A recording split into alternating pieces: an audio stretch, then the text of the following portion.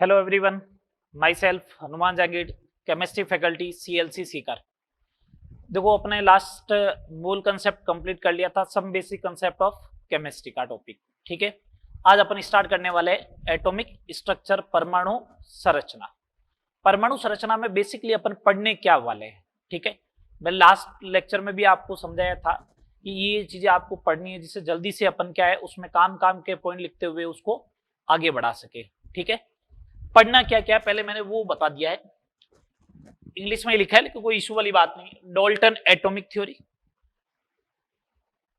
Dalton का परमाणु सिद्धांत, उसके बाद कैथोड रेज पढ़ेंगे, उसके बाद एनोड रेज पढ़ेंगे, उसके बाद थॉमसन मॉडल पढ़ेंगे, उसके बाद रदरफोर्ड मॉडल पढ़ेंगे।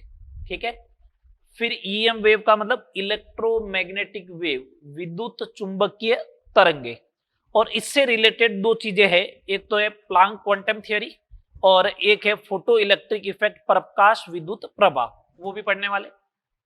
फिर अपन बात करेंगे बोर मॉडल की, किसकी बात करेंगे, बोर मॉडल, और उसके बाद बात करेंगे द्रव्य का द्वैत, मतलब द्वैत प्रकृति, द्रव्य का द्वैत प्रकृति। इसके अंदर अपन मेनली डी ब्रोगली सिद्धांत और हाइजेनबर्ग का अनिश्चितता का सिद्धांत पढ़ने वाले हैं।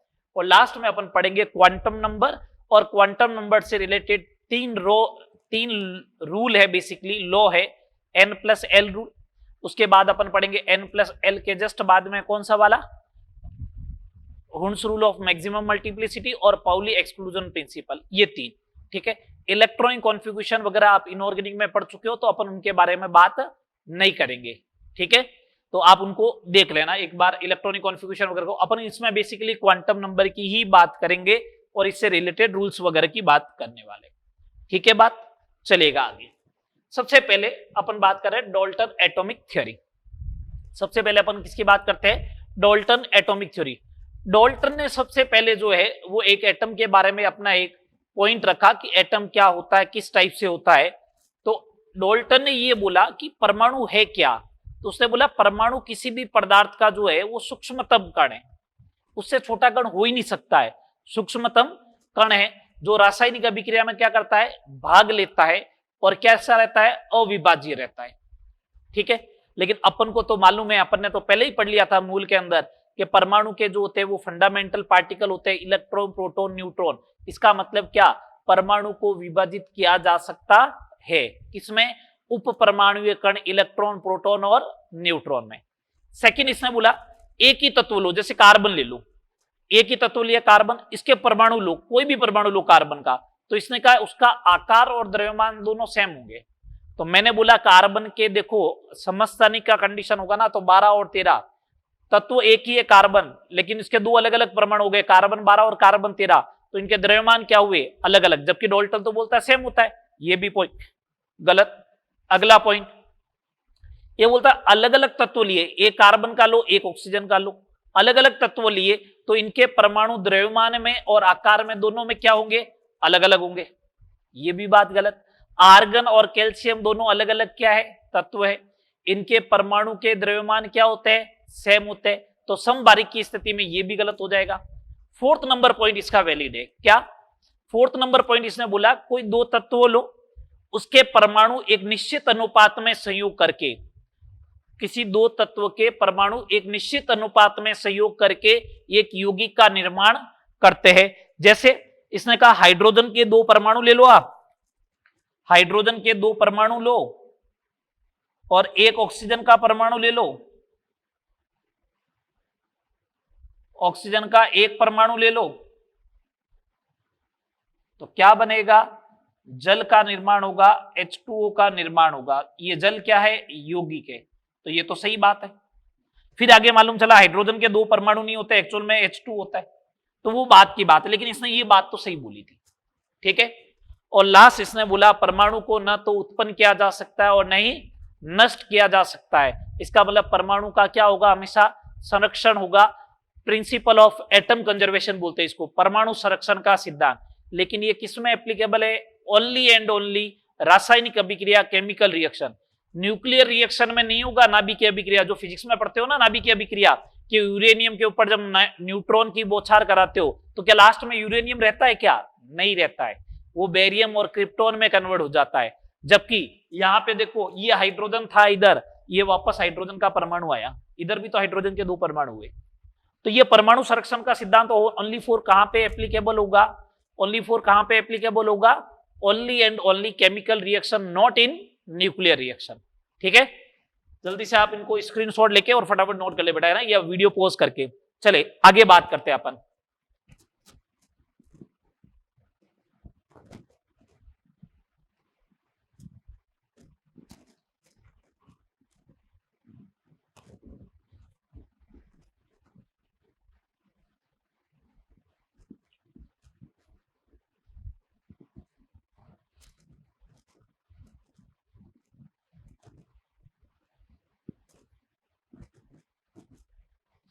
नेक्स्ट हेडिंग लगा है cathode rays.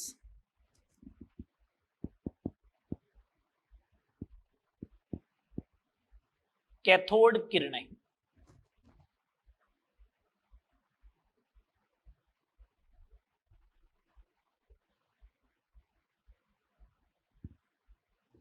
Cathode rays, cathode किरणें क्या होती है समझते हैं, फटाफट देखिए इधर।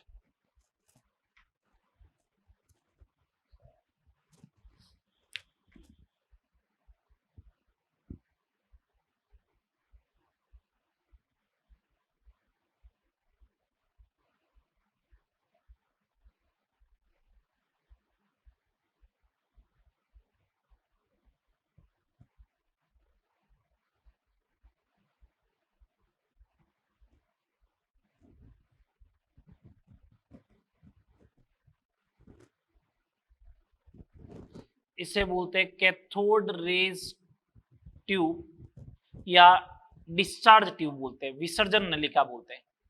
क्या बोलते हैं? डिस्चार्ज ट्यूब, विसर्जन नलिका।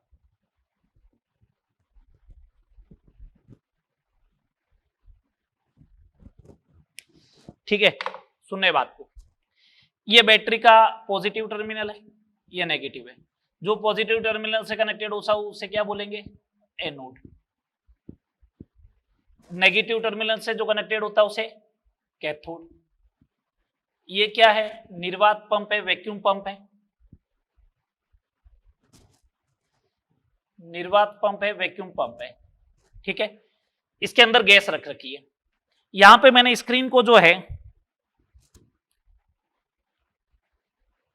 यहां पे कोटिंग कर रखी है। किसकी कोटिंग कर रखी है? फ्लोरोसेंट स्क्रीन है, प्रतिदीप्ति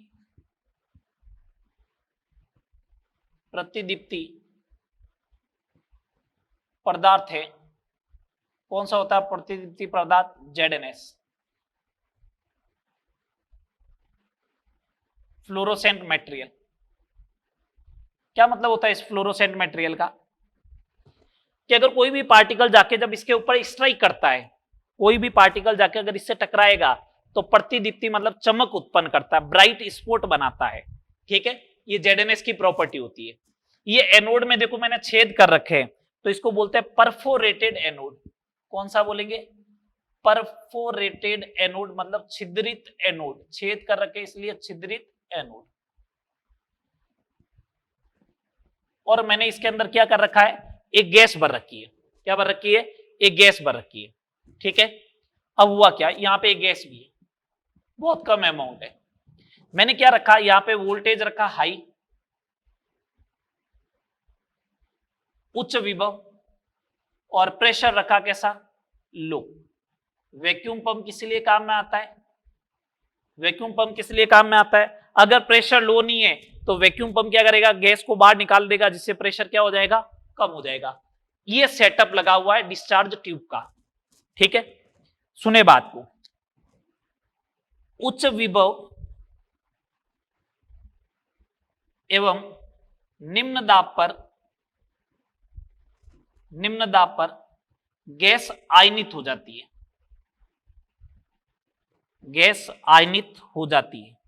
उच्च विभव कितने का रखना है? लगभग 10,000 वोल्ट के रेंज का रखना है। 10,000, 20,000, 30,000। प्रेशर कितना रखना है? 10 की पावर -4 ATM, 10 की पावर -7 ATM तक का रखो आप। ठीक है, वैल्यू ध्यान नहीं रखनी आपको, तो ये ध्यान रखना लो प्रेशर होना चाहिए, हाई वोल्टेज होना, गैस आयनित हो जाती है। अच्छा, गैस आयनित कैसे हो गई? दो गैस जो है उसमें से अगर मेरे को इलेक्ट्रॉन बाहर निकालना है तो आपने इनऑर्गेनिक में पढ़ते हो आयोनाइजेशन एंथैल्पी, आयनन ऊर्जा, है ना।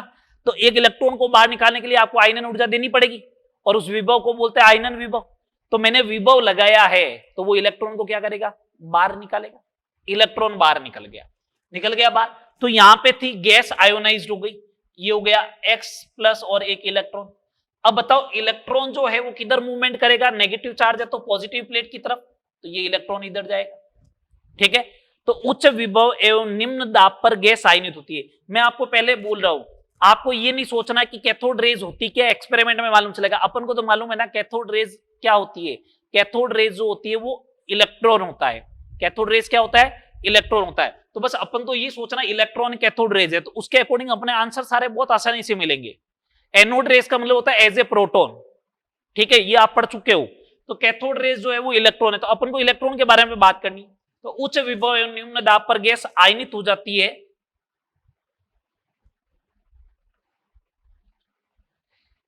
एवं कणों का पुंज कैथोड से एनोड की तरफ गति करता है, जिन्हें कैथोड किरणें कहते हैं। क्या कहते हैं, कैथोड किरणें कहा जाता है। हुआ क्या, अब आप बोल रहे हो इलेक्ट्रॉन है और यहां पे रेस की बात चल रही है, सुनना बात को ढंग से। अगर मैं क्या करता हूं, यहां से एक चौक फेंकता हूं ऐसे, एक अगर चौक फेंकू ऐसे, तो उस कंडीशन में वो चौक आपको दिखेगी पार्टिकल है। ठीक है, अब मैंने क्या किया, एक चौक फेंकी, उसके जस्ट पीछे एक चौक और फेंकी, उसके जस्ट पीछे एक चौक और फेंकी, और इतनी स्पीड रख रहा हूं तो आपको ऐसा लगेगा चौक के पीछे चौक, चौक के पीछे चौक, तो आपको ऐसा लगेगा एक व्हाइट कलर की रेज जा रही है, एक व्हाइट कलर की किरण जा रही है, ऐसे ही लगेगा। तो ये यही है कणों का एक पुंज, इसका मतलब बहुत सारे कण हैं, बहुत सारे कण हैं। तो बहुत सारे कण जो होंगे वो एक के पीछे एक, एक के पीछे एक, एक के पीछे एक, तो आपको कैसा लगेगा कि पूरी की पूरी एक किरण जा रही है। तो कैथोड किरणों मतलब कणों का एक पुंज कैथोड से एनोड की तरफ गति करता है, जिन्हें अपन क्या बोलते हैं, कैथोड किरणें कहते हैं। क्यों बोला कैथोड किरणें, क्योंकि ये कैथोड से गति करता हुआ आता है। अपन को ऐसा लगता है कि कैथोड उत्पन्न कर रहा है, इसलिए अपन ने नाम क्या दिया, कैथोड किरणें बोला। पहली बात मालूम कैसे चलेगा कि ये ऐसा आ रहा है, मैंने पीछे क्या लगा रखा है, फ्लोरोसेंट स्क्रीन लगा रखी है। फ्लोरोसेंट स्क्रीन लगा रखी है, तो जैसे यहां आएगा तो ब्राइट स्पॉट बनेगा, तो ब्राइट स्पॉट बनेगा तो मालूम चलेगा ना ऐसे ही आ रहा है पार्टिकल कैथोड से एनोड की तरफ। चलो इनको अपने बोल दिया कैथोड किरणें। कैथोड किरणों के गुणधर्म मैं शॉर्ट में लिखाऊंगा, है ना। कैथोड किरणों के गुणधर्म,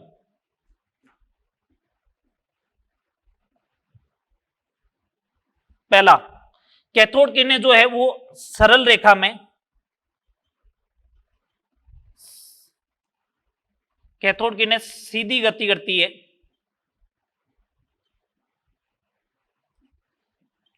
उच्च वेग से। वेग कैसा होता है, उच्च। कैथोड किरणें जो होती है वो ट्रेवल्स इन स्ट्रेट लाइन, वो एक सरल रेखा में, सीधी रेखा में गति करती है, और उनकी वेलोसिटी क्या होती है, हाई होती है, लेकिन प्रकाश के वेग के बराबर तो नहीं होता है। ठीक है, अगर आप इसके मार्ग में एक ऑब्जेक्ट रख दे, तो जैसे ये मार्कर रख दिया, तो पीछे इसकी क्या बन जाएगी, परछाई बन जाएगी, शैडो बन जाएगी। ठीक है, तो कैथोड किरणें सीधी रेखा में गति करती है और इनका वेग क्या होता है, उच्च होता है। सेकेंड नंबर, कैथोड किरणों में यांत्रिक गुणधर्म होता है। कैसा गुणधर्म होता है, यांत्रिक गुणधर्म होता है।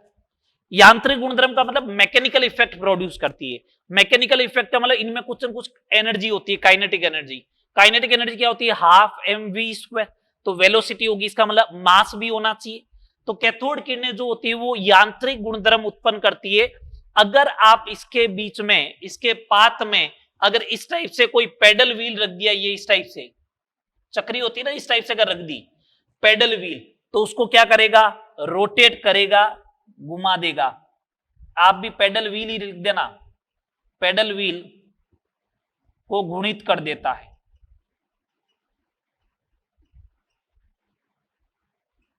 ठीक है, यांत्रिक गुणधर्म रखती है और पेडल व्हील को क्या करेगी, घूर्णित करेगी। ठीक बात। Third number point, third number point बात करें, कैथोड किरणें जो होती है वो चुंबकीय एवं विद्युत क्षेत्र में क्या होती है, विक्षेपित होती है। चुंबकीय एवं विद्युत क्षेत्र में विक्षेपित होती है।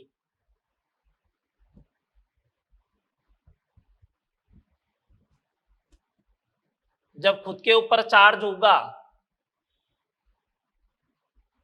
जब खुद के ऊपर चार्ज होगा, सबसे पहली बात, अगर खुद के ऊपर चार्ज है ना, खुद के ऊपर अगर चार्ज है तो उसका, और वो मूवमेंट कर रहा है, तो आपको मालूम है कोई चार्ज पार्टिकल जब गति करता है तो वो क्या उत्पन्न करता है, चुंबकीय क्षेत्र। एक चुंबकीय क्षेत्र खुद का है, दूसरा चुंबकीय क्षेत्र आपने लगाया, तो क्या होगा, या तो उससे दूर भागेगा या उसकी तरफ आएगा, ठीक है, तो विक्षेपित हुआ। दूसरा, कैथोड किरणों के ऊपर चार्ज है, तो अगर आपने इलेक्ट्रिक फील्ड लगाया तो एक नेगेटिव और एक पॉजिटिव प्लेट, तो जैसा चार्ज होगा उसके अपोजिट डायरेक्शन में वो क्या करेगा, विक्षेपित होगा। तो कैथोड किरणें जो होती है वो नेगेटिव चार्ज होती है, अपन को तो मालूम है ना इलेक्ट्रॉन है, तो विद्युत क्षेत्र में पॉजिटिव प्लेट की तरफ क्या होती है, विक्षेपित होती है, ठीक है। अब इसके ऊपर ध्यान रखें, विक्षेपण जो होता है, डिफ्लेक्शन या विक्षेपण जो होता है वो तीन चीजों के ऊपर डिपेंड करता है। पहला डिपेंड करता है कण के आवेश पर, कण का आवेश ज्यादा होगा तो उसके ऊपर। कण के द्रव्यमान के क्या होता है, व्युत्क्रमानुपाती होता है। और थर्ड बात बोले तो क्षेत्र की तीव्रता के क्या होता है, समानुपाती। ये ध्यान रखना है आपको, कण के आवेश के क्या होता है, समानुपाती होता है, कण के द्रव्यमान के क्या होता है, व्युत्क्रमानुपाती होता है, और क्षेत्र की तीव्रता, कौन सा क्षेत्र, विद्युत या चुंबकीय क्षेत्र की तीव्रता की। फोर्थ नंबर पॉइंट, कैथोड किरणें, या फिजिक्स में पढ़ते हो जनरली, कैथोड किरणें जब किसी भारी धातु से, जब किसी भारी धातु से टकराती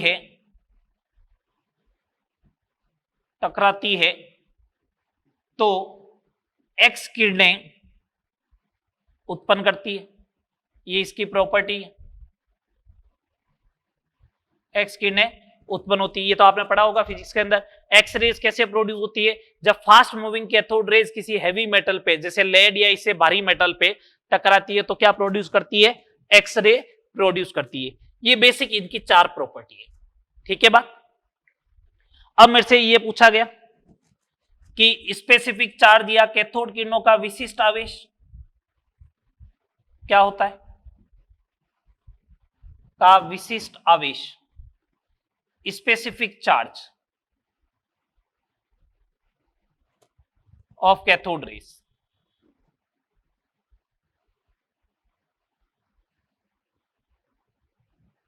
स्पेसिफिक चार्ज होता है Q बाई एम, विशिष्ट आवेश क्या होता है, Q by M. Specific charge होता है Q बाई एम। अच्छा, अगर Q बाई एम होता है तो स्पेसिफिक चार्ज कैलकुलेट करो,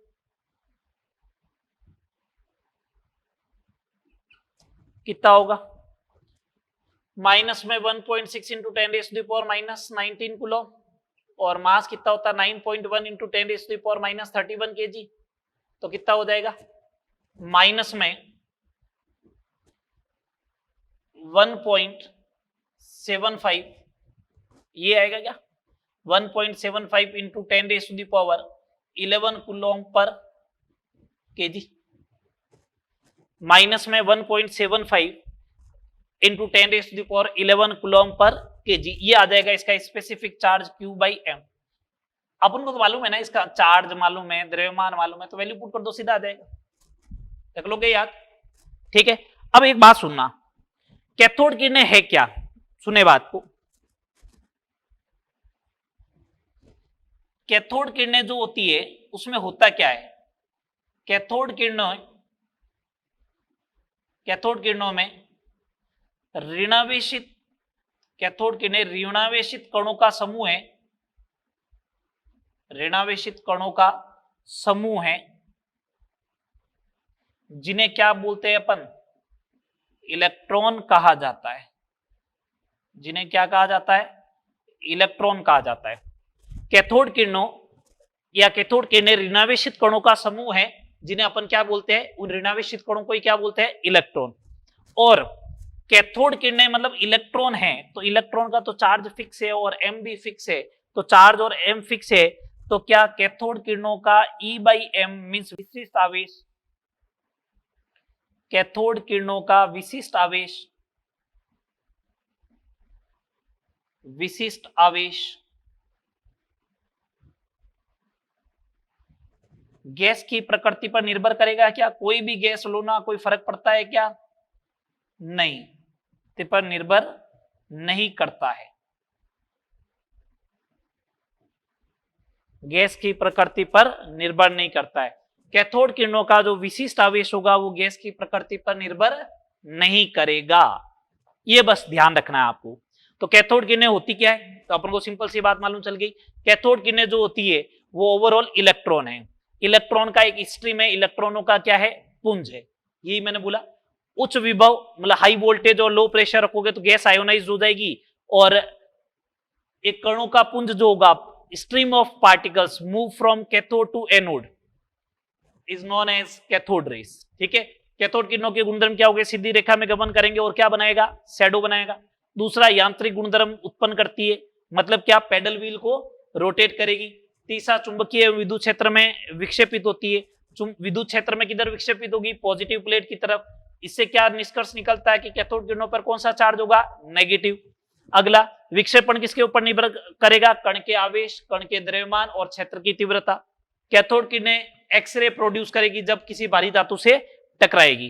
कैथोड किरणों का विशिष्ट आवेश, कैथोड किरणें क्या होती है, ऋणावेशित कणों का समूह होता है, जिन्हें अपन क्या बोलते हैं, इलेक्ट्रॉन। और कैथोड किरणों का विशिष्ट आवेश जो होता है वो गैस की प्रकृति पर निर्भर नहीं करता है। और कितना होगा, 1.75 इंटू 10⁻11 कूलम पर केजी। बात ओके, आइएगा आगे नेक्स्ट बात करते हैं। कैथोड रेज ही चल रहा है अभी।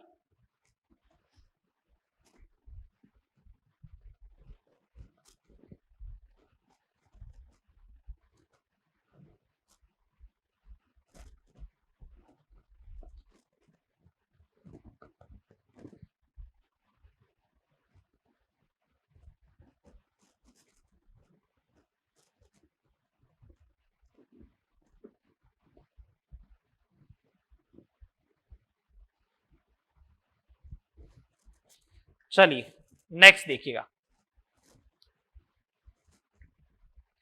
इलेक्ट्रॉन का आवेश अपन को तो मालूम है कितना होता है, 1.6 इंटू 10⁻⁻19 कूलम। लेकिन देखो कैसे एक्सपेरिमेंटली किया गया, फिजिक्स में पढ़ते हो, अपने काम की चीज बता देता हूं मैं। मिलिकन तेल बूंद प्रयोग में एक साइंटिस्ट था मिलिकन, उसने एक ऑयल ड्रॉप एक्सपेरिमेंट किया तेल बूंद प्रयोग में।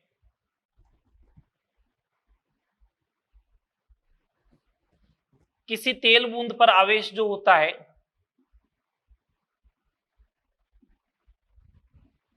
पर आवेश इलेक्ट्रॉन के आवेश का पूर्ण गुणांक होता है, पूर्ण गुणांक होता है। इसका मतलब Q बराबर क्या, Ne। ठीक है, जहां पे N क्या है, 1 2 3 इस टाइप से, और E क्या है, इलेक्ट्रॉन का आवेश जो कितना होता है, मैग्नीट्यूड में बात करें तो 1.6 इंटू 10⁻⁻19 कूलम माइनस में। ठीक है, सुनना बात को। जब ये ऑयल ड्रॉप एक्सपेरिमेंट किया गया तो फ्रिक्शन की वजह से ऑयल ड्रॉपलेट जो होती है वो चार्ज हो जाती है, तो चार्ज हो गई ऑयल ड्रॉपलेट। अगर चार्ज होगी तो उस ऑयल ड्रॉपलेट पे चार्ज होगा, या तो 1 इलेक्ट्रॉन का चार्ज होगा, या 2 इलेक्ट्रॉन का, या 3 इलेक्ट्रॉन का, या 4 इलेक्ट्रॉन का। तो Q बराबर क्या हो गया, N इंटू E। ठीक है, अब इसके ऊपर क्वेश्चन देखो, इलेक्ट्रॉन के आवेश से रिलेटेड क्वेश्चन कैसे बन सकते हैं। जैसे पहला क्वेश्चन की बात करता हूं मैं, अगर आपको दे दिया कि किसी तेल बूंद पर आवेश जो है, किसी तेल बूंद पर आवेश जो है वो इतना दे दिया, 6.4 इंटू 10⁻⁻19 कूलम है, तो तेल बूंद पर कितने इलेक्ट्रॉन का कितने इलेक्ट्रॉन का आवेश होगा।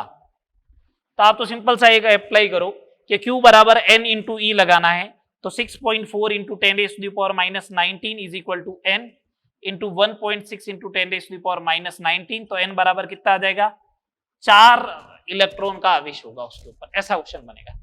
ठीक है, दूसरा क्वेश्चन देखो, सेकंड नंबर क्वेश्चन कैसे बन सकता है। सेकंड नंबर क्वेश्चन ऐसे बन सकता है, देखिए आपको ऐसा बोला जाए कि मिलिकन एक्सपेरिमेंट में, हाइपोथेटिकल क्वेश्चन है, काल्पनिक क्वेश्चन है सॉरी, मिलिकन प्रयोग में तेल बूंदों पर आवेश निम्न प्राप्त हुए।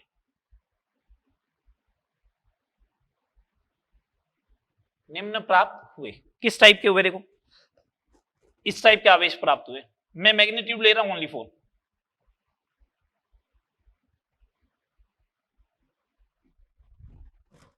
विदाउट यूनिट, वो भी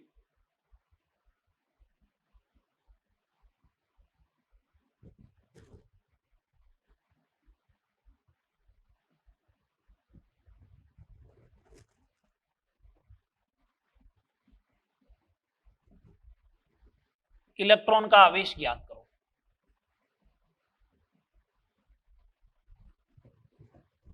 जब भी ऐसा हाइपोथेटिकल क्वेश्चन आए तो इसका मतलब इलेक्ट्रॉन का आवेश Q बराबर N इंटू ई होगा, पहली बात तो है ना। तो इसका मतलब एक आप परफेक्ट कोई ऐसा चार्ज लो जिसका ये इंटीजर आने लग जाए। तो जब भी ऐसा क्वेश्चन आए तो आपको सिंप्लीफाई क्या, आपको ये दिमाग लगाना है, इलेक्ट्रॉन का जो आवेश होगा वो होगा HCF, highest common factor. LCM और HCF लेते हो ना, हाईएस्ट कॉमन फैक्टर। मेरे को एक बात बताओ, 6, 15, 21 और 24 का, 6, 15, 21 और 24 का हाईएस्ट कॉमन फैक्टर क्या आएगा, 3, 10⁻⁻15 तो है। तो इलेक्ट्रॉन का आवेश कितना हो जाएगा, 3 इंटू 10⁻⁻15। इस पे 2 इलेक्ट्रॉन का आवेश है, इस पे 5 इलेक्ट्रॉन का आवेश है, इस पे 7 इलेक्ट्रॉन का आवेश है, इस पे 8 इलेक्ट्रॉन का आवेश है। समझ में आई बात कि नहीं आई, अभी भी आ गई। चलो ये बात हो गई, 2 इसके बेसिस पे बात हो गई। ये कैथोड रेज अपने कंप्लीट पूरी। ठीक है, कैथोड रेज से रिलेटेड मैंने 2 क्वेश्चन करा दिया आपको। इलेक्ट्रॉन का आवेश आ गया, कैथोड रेज का Q/m आ गया। कैथोड रेज का Q/m ध्यान रखे, और ये ध्यान रखना है गैस की प्रकृति पर निर्भर नहीं करता है। ठीक है, चलो अब बात करते हैं एनोड रेज की। डायग्राम वही रहेगा, मैं लिखवाऊंगा कुछ भी नहीं इसके अंदर, देखना एनोड रेज। काम की चीज ही पढ़नी है, लिखे हुए तो तुमने खूब है पहले भी।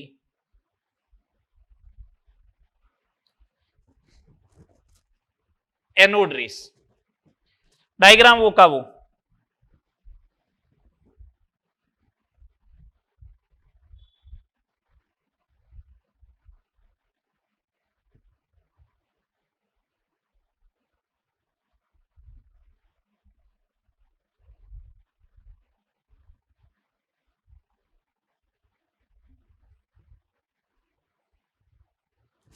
इस बार कैथोड कैसा बनाओ, परफोरेटेड, छिद्रित, परफोरेटेड एनोड।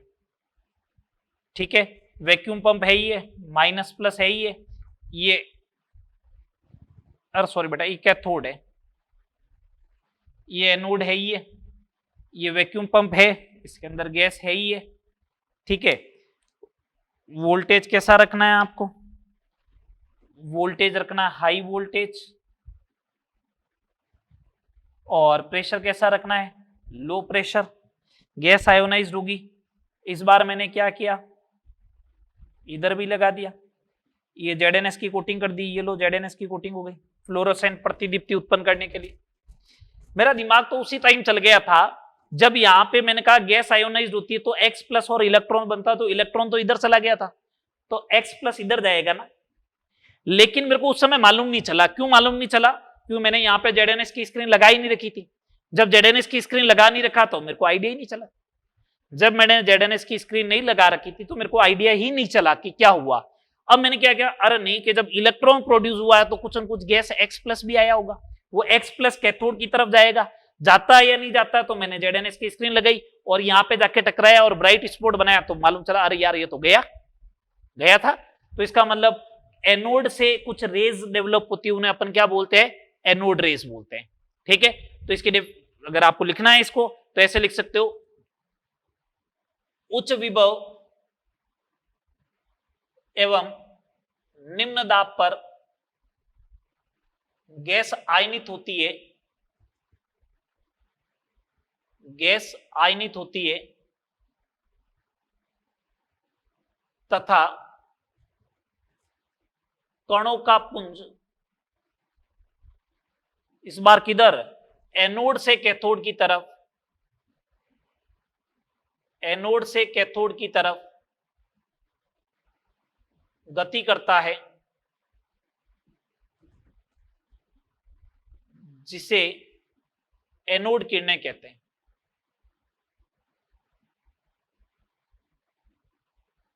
जिसे एनोड किरणें कहते हैं।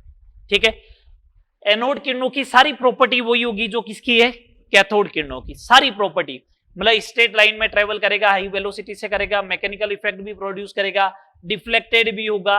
लेकिन ध्यान रहे एनोड किरणों के ऊपर चार्ज कौन सा है, X+ को माना है, पॉजिटिव माना है, तो कौन सी प्लेट की तरफ डिफ्लेक्टेड होगा, नेगेटिव प्लेट की तरफ।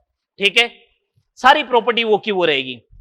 अब बात करते हैं अपन इनका विशिष्ट आवेश की, अपन बात कर रहे हैं विशिष्ट आवेश की। बात सुनना ढंग से, अगर मैंने ये ऑक्सीजन गैस ली और ये आयोनाइज हो गई तो बन गया O++ इलेक्ट्रॉन, हाइड्रोजन लिया तो बन गया H++ इलेक्ट्रॉन।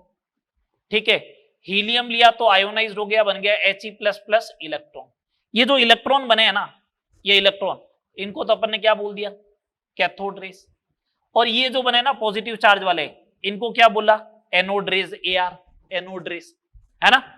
अब सुने बात को, जब एनोड रेस बनी तो मेरे को बोला कि बताओ इसका Q/M कैलकुलेट करो, तो मैंने कहा Q तो 1 है, M कितना है 16, 1/16, 1 डिवाइड बाई 1 1 आएगा, 1 डिवाइड बाई 4, Q/M चेंज हो रहा है या नहीं हो रहा है, हो रहा है ना चेंज, जबकि उसमें नहीं हो रहा था कैथोड रेज में, वो तो इलेक्ट्रॉन ही तो है, इलेक्ट्रॉन का तो Q और M सेम रहेगा ना।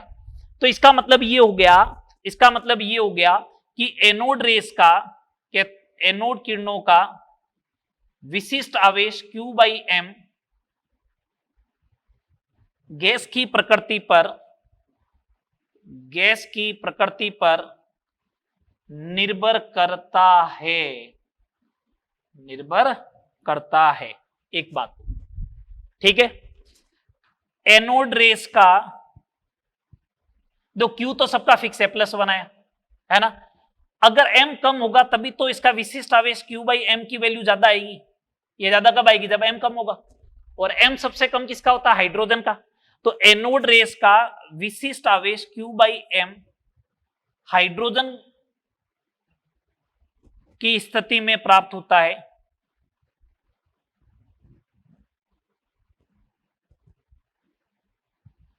Q/M का अधिकतम मान का मैक्सिमम वैल्यू हाइड्रोजन की स्थिति में प्राप्त होता है,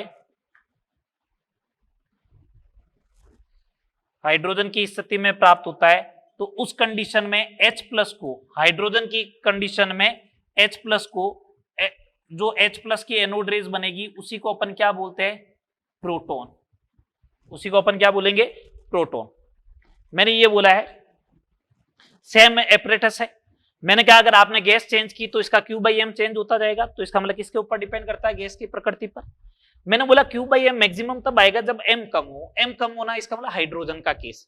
हाइड्रोजन वाली स्थिति में क्या होता है, एनोड रेस का Q/M का मान अधिकतम प्राप्त होता है, एनोड रेस का Q/M का मैक्सिमम वैल्यू हाइड्रोजन की स्थिति में प्राप्त होता है जब हाइड्रोजन गैस फिलअप कर रखी हो, उस कंडीशन में, जब हाइड्रोजन गैस फिलअप कर रखी हो उस कंडीशन में एनोड रेस को क्या कहा जाता है, प्रोटॉन कहा जाता है। आपको बोले प्रोटॉन, एनोड रेस हमेशा प्रोटॉन होती है क्या, गलत बात। एनोड रेस प्रोटॉन तभी बनेगा जब गैस कौन सी होगी, हाइड्रोजन। क्या होगी, हाइड्रोजन। अगर ऑक्सीजन गैस ले ली तो क्या एनोड रेस अभी भी प्रोटॉन होगा, नहीं। प्रोटॉन एनोड रेस होता है क्या, बिल्कुल होता है, प्रोटॉन एनोड रेस है। बट एनोड रेस सारे प्रोटॉन है क्या, नहीं। हाइड्रोजन वाले केस में ही प्रोटॉन है, अदरवाइज वाले केस में नहीं। बात समझ में आ गई। ये बात हो गई किसकी, ये बात किसकी हो गई, प्रोटॉन की डिस्कवरी हो गई, इससे पहले इलेक्ट्रॉन की डिस्कवरी हो गई। अब बात करते हैं न्यूट्रॉन की डिस्कवरी के ऊपर। दो क्वेश्चन भी करवा दिए मैंने आपको। अब बात करते हैं न्यूट्रॉन की डिस्कवरी के ऊपर। एक लाइन ध्यान रखनी है न्यूट्रॉन की डिस्कवरी में, तो बस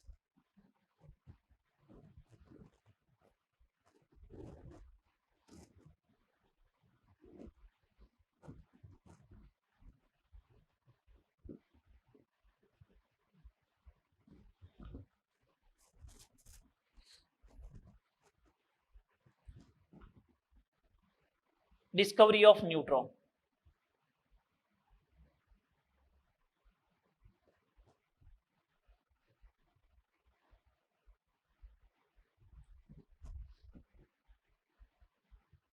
न्यूट्रॉन की खोज।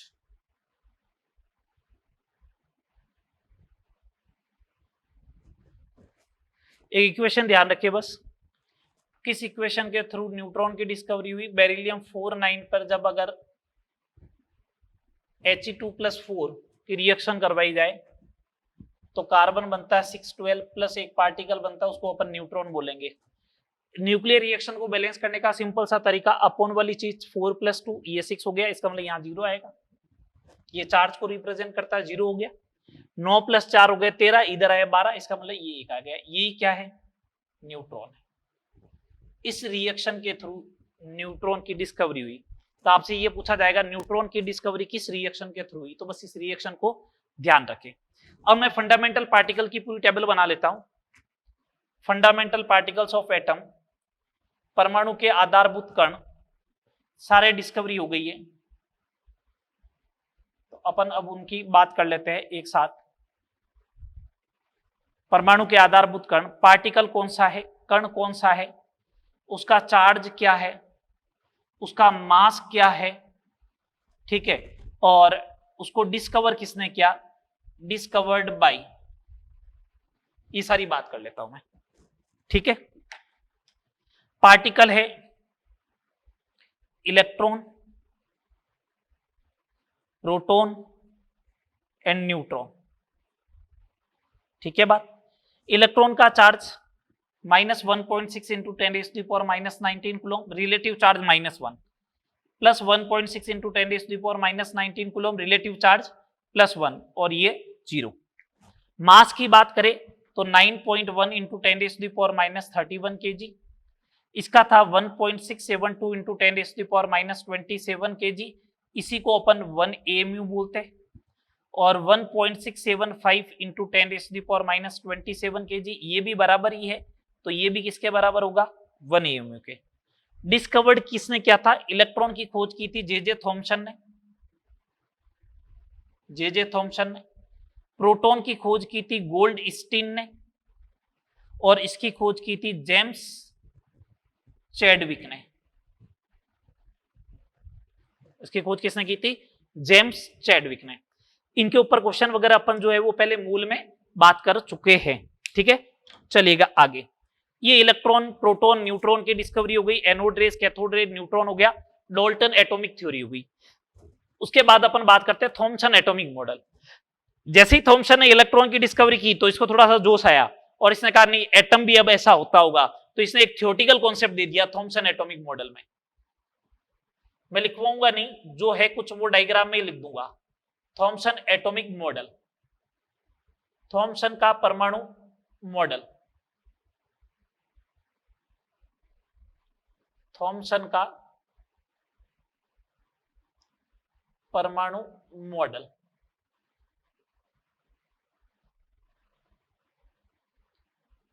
ठीक है बात। थॉमसन के परमाणु मॉडल में क्या, थॉमसन ने बोला कि परमाणु जो होता है ना, थॉमसन ने बोला परमाणु जो होता है वो पॉजिटिवली चार्ज स्फीयर है। थॉमसन ने कहा परमाणु जो है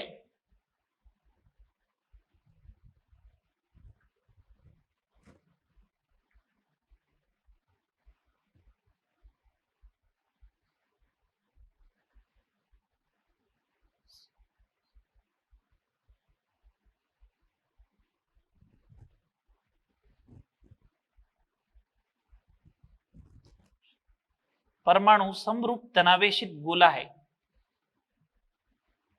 धनावेशित गोला, समरूप का मतलब अपन इंग्लिश में अगर बोले तो यूनिफॉर्मली डिस्ट्रीब्यूटेड बोल सकते हो, यूनिफॉर्मली डिस्ट्रीब्यूटेड। यूनिफॉर्मली डिस्ट्रीब्यूटेड का मतलब क्या, अगर मान लो इसके अंदर 10 यूनिट पॉजिटिव चार्ज है, तो अगर आपने यहां से इसको कट किया तो 5 इधर रह जाएगा, 5 इधर रह जाएगा। समझ में आ रही है बात? यूनिफॉर्मली डिस्ट्रीब्यूटेड का मतलब तो ये होता है। परमाणु समरूप या समरूप धनावेशित गोला, ये यूनिफॉर्मली डिस्ट्रीब्यूटेड धनावेशित गोला है जिसमें इलेक्ट्रॉन जो होते हैं धसे होते हैं। इलेक्ट्रॉन क्या होते हैं? विद्युत उदासीनता के लिए, विद्युत उदासीनता के लिए इलेक्ट्रॉन धसे होते हैं, मतलब एम्बेडेड होते हैं। जबकि अपन को तो मालूम है इलेक्ट्रॉन क्या करता है, रिवॉल्व करता है। जब इलेक्ट्रॉन रिवॉल्व करता है, ये कह रहा है इलेक्ट्रॉन धसा हुआ है, ये तो बात गलत है। अपन को मालूम है पॉजिटिव चार्ज नाभिक के अंदर होता है, और ये तो कह रहा है परमाणु खुद पूरा धनावेशित गोला है। तो इस मॉडल फेल होगा या नहीं होगा बताओ? होगा ना फेल। बस यही ध्यान रखना था। इस मॉडल को जो है वो ब्रिटेन में लड्डू जैसी मिठाई को बोलते हैं प्लम पुडिंग, तो ये प्लम पुडिंग मॉडल हो गया, ठीक है। या फिर वाटरमेलन मॉडल हो गया, क्या बोलता है, प्लम पुडिंग या वाटरमेलन मॉडल। समझ में आ रही है बात? प्लम पुडिंग किसे बोलते हैं? अपने जो लड्डू होते हैं ना, बूंदी के लड्डू, तो ये लड्डू पूरा हो गया धनावेशित गोला, और उसमें इलायची, काली मिर्च वगैरह जो होती है वो क्या होती है, इसको अपन ने क्या बोला, इलेक्ट्रॉन। उसी को ब्रिटेन में प्लम पुडिंग नाम बोलते हैं, ठीक है। या वाटरमेलन बोल दो, तरबूज मॉडल बोल दो। ये हो गया थॉमसन का परमाणु मॉडल। अब अपन बात करते हैं रदरफोर्ड मॉडल।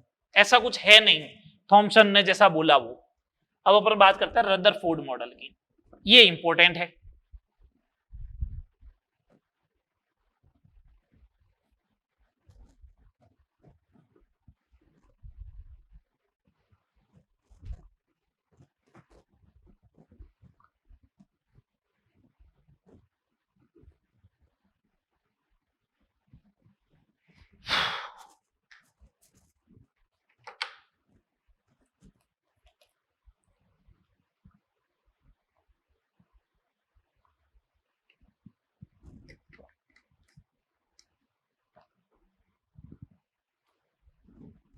समझेगा बात, सुनेगा। Rutherford model, Rutherford atomic model.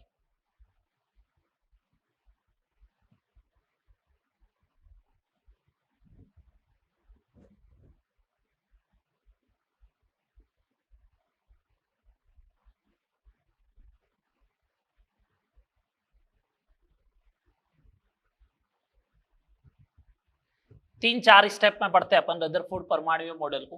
पढ़ रखा है, 9th में पढ़ा, 10th में पढ़ा, 11th में पढ़ा, 12th में फिजिक्स में पढ़ा, तो अपन अब ज्यादा नहीं, अपन तो इसके एटॉमिक मॉडल के ऊपर डिस्कस करेंगे।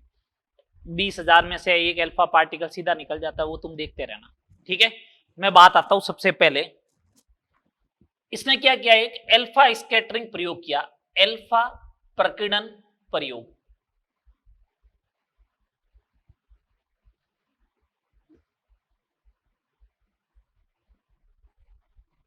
अल्फा प्रकीर्णन प्रयोग किया, एक्सपेरिमेंट किया। मालूम है अल्फा स्कैटरिंग एक्सपेरिमेंट में एक सोने की पतली पन्नी रखी, इधर रेडियो एक्टिव सोर्स रखा, यहां से अल्फा पार्टिकल आएगा, उसके पीछे एक जो है वो सर्कुलर प्लेट लगाई गई, और सर्कुलर प्लेट पे अपन ने किसकी कोटिंग की थी, ZNS की। यही तो हुआ था। बनाऊं क्या डायग्राम? अरे बना लोगे ना तुम लोग, बनाने की भी जरूरत नहीं, अपन को तो काम की चीज मालूम है। मैंने बोल दिया देखो कि ये रेडियो एक्टिव सोर्स है, यहाँ से अल्फा पार्टिकल आएगा, यहाँ पे गोल्ड की फॉइल है, और इसके चारों ओर एक वर्ताकार प्लेट लगाई गई है, और वर्ताकार प्लेट पे किसकी फॉइल चढ़ाई गई, ZNS की। तो अपन तो काम की बात करते हैं। अल्फा प्रकीर्णन प्रयोग में काम का पॉइंट क्या, अल्फा कण क्या होता है, ये पूछा जाता है। तो अल्फा कण जो होता है वो हीलियम का नाभिक होता है, या तो ऐसा बोलो हीलियम का नाभिक, या फिर द्विधनावेशित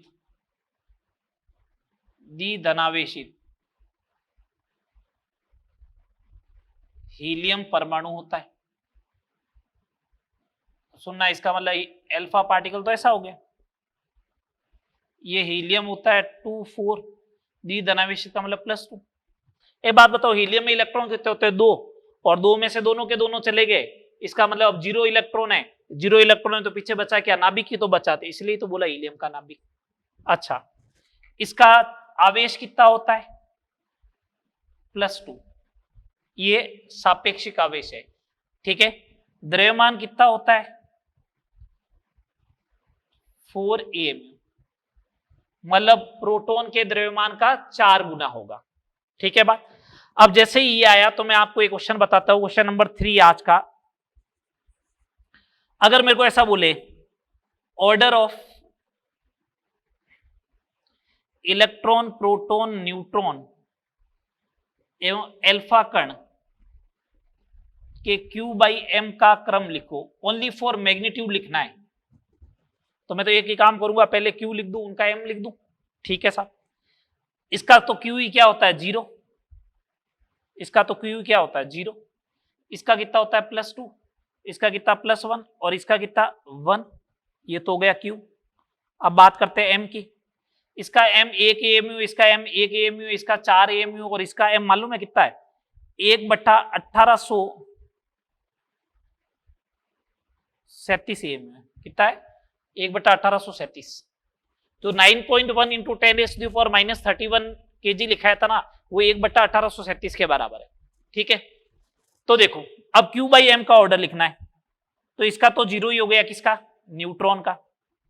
फिर जिसका मास ज्यादा होगा उसका क्या होगा? इसका रेशियो क्या आ रहा? Q/m हाफ, और इसका 1, तो फिर आएगा अल्फा। फिर आएगा प्रोटॉन। इलेक्ट्रॉन का देखो 1 डिवाइड बाई 1/1837, तो 1837 ऊपर चला जाएगा, ये इलेक्ट्रॉन का। ये क्वेश्चन आएगा आपके टेस्ट सीरीज वगैरह में, 100% इस टाइप के क्वेश्चन आएंगे, ठीक है बात।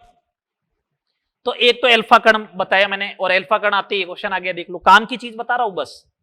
सेकंड नंबर, किसका यूज किया गया? गोल्ड फॉइल का, सोने की पन्नी का। थर्ड, अल्फा कणों की दिशा, अल्फा कणों की दिशा का पता लगाने के लिए, दिशा का पता लगाने के लिए किसका प्रयोग किया गया? ZNS का प्रयोग किया गया। पीछे ZNS की स्क्रीन लगाओगे ना? हाँ, ये तो हो गया अल्फा प्रकीर्णन प्रयोग। अब उस अल्फा प्रकीर्णन प्रयोग में ऑब्जर्वेशन क्या आया? सेकंड पार्ट, ऑब्जर्वेशन, प्रेक्षण।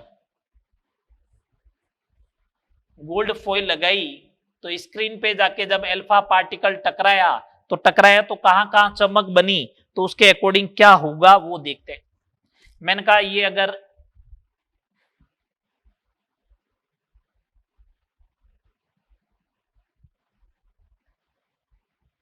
परमाणु है, ये अगर परमाणु है और ये इसका छोटा सा नाभिक, अभी तक नाभिक की डिस्कवरी हुई नहीं है, मैं तो मान के चलता हूं नाभिक है ना, अपन को तो मालूम है ना। तो इसने कहा कि अधिकांश अल्फा पार्टिकल सीधे निकल गए, ये लो सीधे निकल गए। कुछ अल्फा पार्टिकल डिफ्लेक्टेड हुए, ये सीधा निकाल देता हुए। कुछ अल्फा पार्टिकल डिफ्लेक्टेड हुए, ये लो डिफ्लेक्टेड भी करवा देता हूं। विचलित, ये लो विचलित हो गया, ये विचलित हो गया। और 20,000 में से एक अल्फा कण जैसे गया उसी पाथ पे वापस लौट आया। तो ऑब्जर्वेशन क्या था? ऑब्जर्वेशन क्या था कि अधिकांश अल्फा कण अपने पथ से बिना विचलित हुए सीधे निकल जाते हैं, ब्लैक वाले। सेकंड, कुछ अल्फा कण अपने पथ से विचलित होते हैं, ये देख लो। और थर्ड, 20,000 में से एक अल्फा कण अपने पथ पर पुनः लौट आया। इसका मतलब एंगल ऑफ डिफ्लेक्शन कितना हुआ? 180। एंगल ऑफ डिफ्लेक्शन का मतलब क्या होता है? विचलन का मतलब क्या होता है? विचलन का कोण। जा रहा ऐसा था, अब जाना तो ऐसे चाहिए था।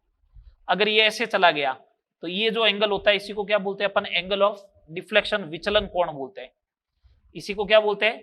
विचलन कोण। समझ में आई बात? इसी को अपन क्या बोलते हैं? विचलन कोण बोलते हैं। चलिए आगे, third number part.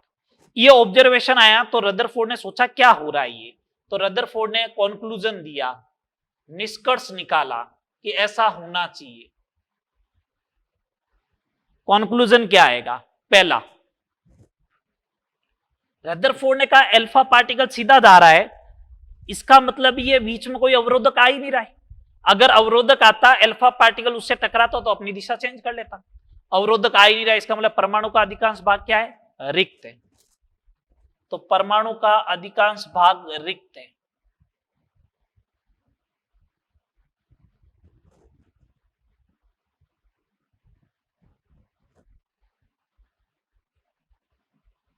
Second number, इसने कहा एक अल्फा पार्टिकल कुछ डिफ्लेक्टेड हुए और एक अपने पथ पर लौटा है, इसका मतलब पॉजिटिव चार्ज है, तभी पॉजिटिव पॉजिटिव में क्या हो रहा है? रिपल्शन हो रहा है। तो पॉजिटिव पॉजिटिव में रिपल्शन हो रहा है, तो इसने कहा पॉजिटिव चार्ज है लेकिन उसका आयतन क्या है? बहुत कम है। तो इसने कहा परमाणु का समस्त धनावेश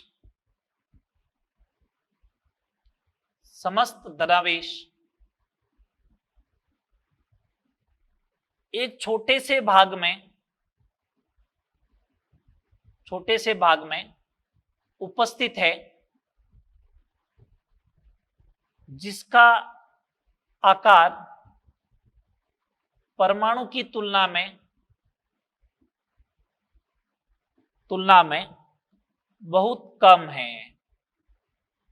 इसने ये कहा, ये कंक्लूजन निकाला। कुछ टाइम तक इसने और डिस्कशन किया और फिर अपना क्या कर दिया?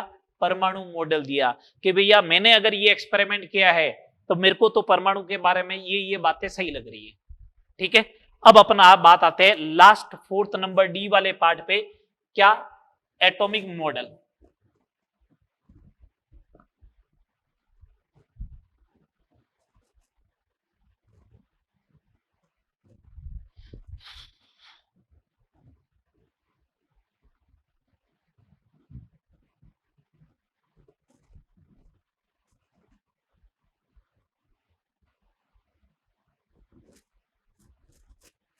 चलिए एटॉमिक मॉडल पे बात करते हैं, डी वाले पार्ट पे, जल्दी करिएगा। पहला पॉइंट एटॉमिक मॉडल में इसने ये बोला, पहला पॉइंट, परमाणु का समस्त धनावेश एवं अधिकांश द्रव्यमान, इलेक्ट्रॉन का द्रव्यमान तो वैसे भी प्रोटॉन और न्यूट्रॉन के कंपैरेटिव में क्या होता है? बहुत कम होता है। परमाणु का समस्त धनावेश एवं अधिकांश द्रव्यमान एक छोटे से भाग में सकेंद्रित रहता है,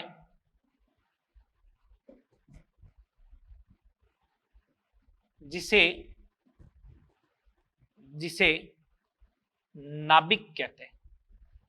तब अगर आपसे पूछे कि नाभिक पहली बार वर्ड किसने लिया था, तो पहली बार नाभिक का वर्ड किसने लिया था? रदरफोर्ड ने। तो मैं ऐसा बोल दूं क्या?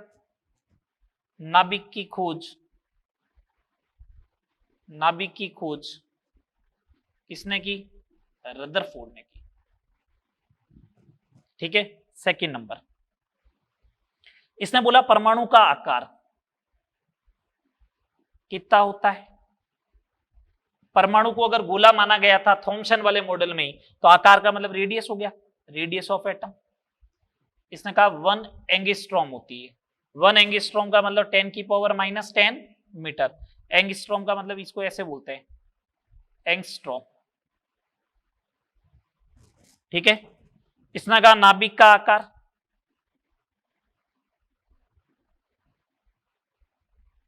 Radius of nucleus 1 FM fermi metre, और फर्मी मीटर किसके बराबर होता है? 10⁻15 मीटर। एक बात बताओ, जब ये कुछ है तो मैं यहां से कंक्लूजन क्या बता रहा हूं? अगर आप रेडियस ऑफ एटम और रेडियस ऑफ न्यूक्लियस का रेशियो लेते हो तो वो क्या आएगा?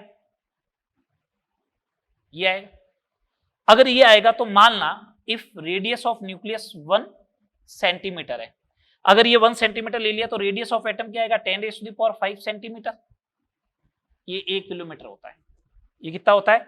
1 किलोमीटर होता है। अब दिमाग लगाओ कि नाभिक का जो आकार है ना, गोला बनेगा नाभिक भी, लेकिन कितने त्रिज्या का? 1 सेंटीमीटर त्रिज्या का। तो 1 सेंटीमीटर तो यहां तक में हो जाएगा, तो ये ऐसा गोला बन जाएगा, ये नाभिक हो गया। अब परमाणु के बात करनी है, तो परमाणु की त्रिज्या कितनी होगी? 1 किलोमीटर। अब सोच लो 1 किलोमीटर कितना होता है, सोचो 1 किलोमीटर कितना होता है। 1 किलोमीटर बहुत बड़ा होता है। फुटबॉल के दो पोल के बीच की, जो फुटबॉल का ग्राउंड जो होता है, उसके दो पोल के बीच की डिस्टेंस 400 मीटर होती है। उसका 2.5 गुना लो, उसको रेडियस मानना है। और फिर एक ऐसा अगर सर्किल बनाओगे तो वो क्या होगा? एटम होगा। तो इसने रदरफोर्ड ने ऐसा बोला, रदरफोर्ड ने क्या बोला?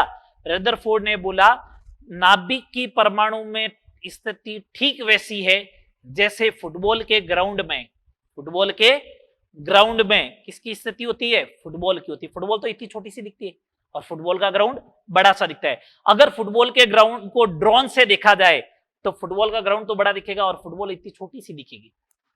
आ रही बात समझ में? तो यही बोला था इसने स्टेटमेंट। मैं यहां पे क्वेश्चन दे रहा हूं आपको, क्वेश्चन नंबर 4। नाभिक द्वारा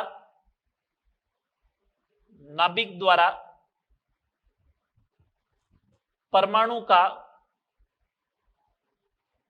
घेरा गया भाग बताइए कितना होगा? घेरा गया भाग का मतलब ये होता है कि कितना भाग घेर रहा है। इसका मतलब तो ये होता है कि कितना आयतन घेर रहा है। तो सिंपल सी बात है, नाभिक का आयतन, नाभिक का आयतन बटा परमाणु का आयतन। अच्छा, नाभिक का आयतन क्या होता है? नाभिक का आयतन होता है 4/3 pi are radius of nucleus का क्यूब, 4/3 पाई आर ए का क्यूब, ये कैंसिल।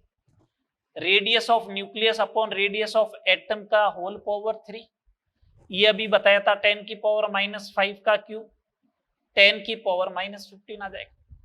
ठीक है। थर्ड नंबर पॉइंट,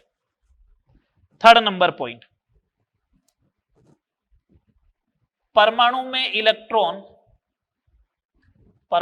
इलेक्ट्रॉन नाभिक के चारों ओर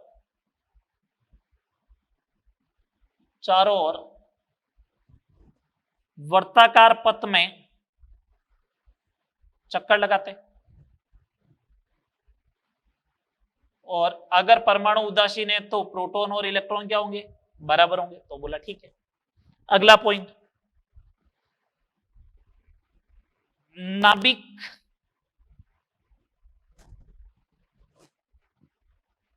की त्रिज्या एवं द्रव्यमान संख्या में संबंध, द्रव्यमान संख्या में संबंध। 4th नंबर पॉइंट, इसमें भी रिलेशन निकाला। उसने कहा रेडियस ऑफ न्यूक्लियस जो होगा वो डायरेक्टली प्रोपोर्शनल टू होगा द्रव्यमान संख्या की पावर 1/3। डायरेक्टली प्रोपोर्शनल टू का साइन हटाओगे तो एक कांस्टेंट आएगा R0, इसकी ये हो जाएगा। R0 क्या है? एक कांस्टेंट है जिसकी वैल्यू 1.25 फर्मी मीटर होती है। कभी कभार नहीं दे रखी है तो 1.25 फर्मी मीटर माननी, अदरवाइज 1.2 से लेके 1.5 तक कितनी भी हो सकती है। ठीक है, ये नाभिक की त्रिज्या हो गई। तो मेरे को इसके ऊपर क्वेश्चन ऐसे बना के दिया जा सकता है। क्वेश्चन नंबर 5, क्या? एल्यूमिनियम 27 के नाभिक की त्रिज्या ज्ञात करो।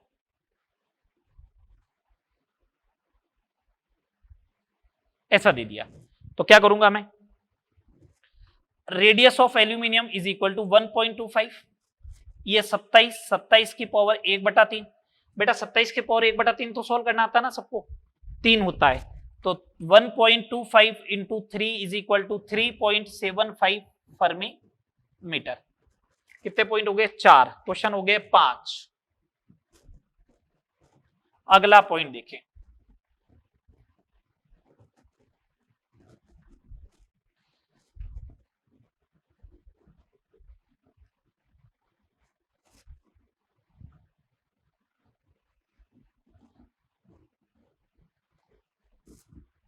Point number 5। पॉइंट नंबर 5 ये नाभिक का घनत्व, डेंसिटी ऑफ न्यूक्लियस। नाभिक का घनत्व, डेंसिटी ऑफ न्यूक्लियस। नाभिक का घनत्व ज्ञात करना है तो नाभिक का ही द्रव्यमान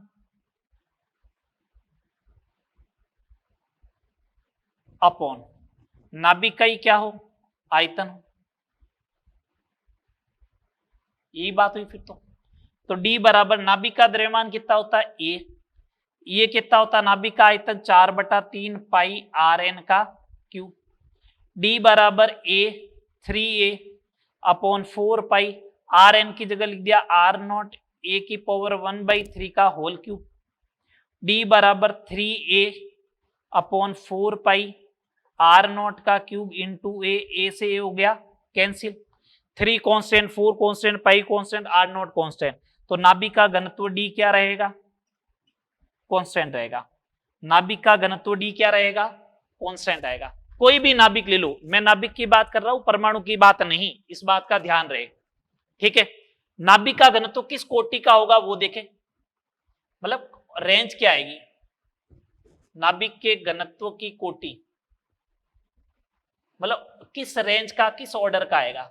एक बात सुनना, अब यहां से तो मालूम चलेगा नहीं, ये एएमयू में होता है तो 10 की पावर -27, 10 की पावर -27, ये -15 का क्यूब होगा -45, तो ऊपर जाएगा तो 10 की पावर 18 आएगा, 10 की पावर 18 10 की पावर 17 किलोग्राम पर मीटर क्यूब रेंज का होता है, ठीक है।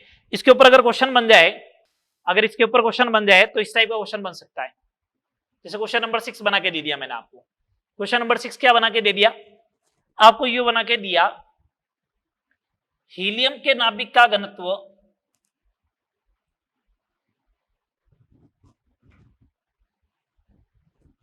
2 × 10⁻17 किलोग्राम पर मीटर क्यूब है, तो ऑक्सीजन के नाभिक का घनत्व ज्ञात करो।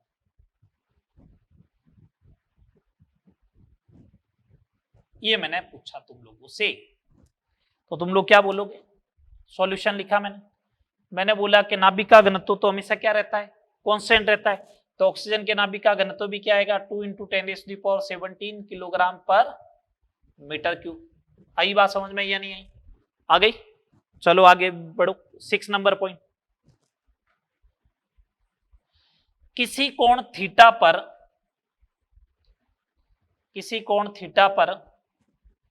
विचलित होने वाले अल्फा कणों की संख्या क्या होगी, क्या रिलेशन होगा, क्या रिलेशन आएगा, तो मैं बोल रहा हूं n is inversely proportional to sine θ/2 की होल पावर 4। इसको समझिएगा, n is inversely proportional to sine θ/2 की होल पावर 4। अगर मैं थीटा 0 लेता हूं तो साइन थीटा क्या हो जाएगा साइन 0, तो n की वैल्यू क्या इंफिनिटी। तो थीटा 0 इसका मतलब विचलन हुए ही नहीं, कितने पार्टिकल थे विचलन नहीं होने वाले, इंफिनिटी का मतलब अधिकांश, तो अपन ने यही तो लिखा था अधिकांश अल्फा कण सीधे निकल जाते हैं, तो विचलन देखो 0 था, ये देख लो। थीटा बराबर 180 पे कितना विचलन हुआ, एक का ही, तो साइन 180 / 2 साइन 90 की वैल्यू 1, तो n की वैल्यू भी क्या आएगी 1, ये देख लो।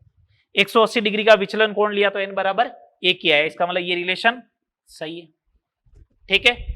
ये रदरफोर्ड मॉडल की बात हो गई अपनी, ठीक है। तो अपन ने देखो कहां से स्टार्ट किया था, डाल्टन एटॉमिक थ्योरी से स्टार्ट किया था, डाल्टन एटॉमिक थ्योरी पढ़ी, उसके बाद में अपन ने cathode rays, anode rays, neutron, Thomson atomic model and Rutherford atomic model, ये सब कुछ पढ़ चुके हैं, मैंने सारे करवा दिए, 6 क्वेश्चन भी करवाए इसके ऊपर, ठीक है। बात सिंपल से क्वेश्चन, इलेक्ट्रॉन प्रोटॉन न्यूट्रॉन की डिस्कवरी, सम इंपोर्टेंट डेफिनेशन जो एटॉमिक स्ट्रक्चर में भी आती है उनको मैं पहले लिखा चुका हूं, ठीक है। नेक्स्ट क्लास के लिए आपका टास्क क्या है, आपको थोड़ा सा रिवाइज कर लेना। एक तो इलेक्ट्रोमैग्नेटिक वेव विद्युत चुंबकीय तरंगे, मैक्स प्लांक की क्वांटम थ्योरी और प्रकाश विद्युत प्रभाव, ये आप पढ़ लेना, ठीक है। अपन जो है उसी को आगे डिस्कस करने वाले हैं, ठीक है। बात चले आगे, यहां तक करना, नेक्स्ट क्लास में मिलते हैं, ओके।